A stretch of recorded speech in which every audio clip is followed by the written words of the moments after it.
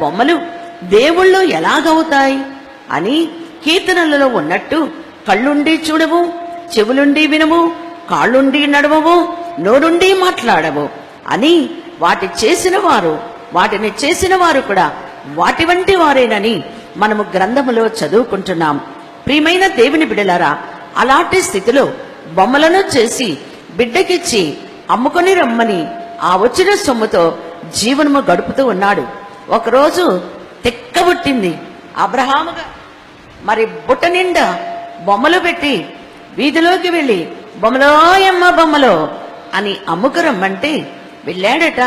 ఒక చెట్టు కింద కూర్చున్నాడట. తనకిష్టం లేని పని మరి తండ్రి ద్వారా బలవంతం పెట్టబడిన ఒక పని చేశాడంట. ఇంటికి వచ్చాడట. ఏరా బాబు, ఈరోజు ఇంత పెద్దరాడే వచ్చావు, అన్నీ అమ్ముడు పోయాయా అన్నాడట తండ్రి. ఓ, ఎందుకు అమ్ముడు పోవు,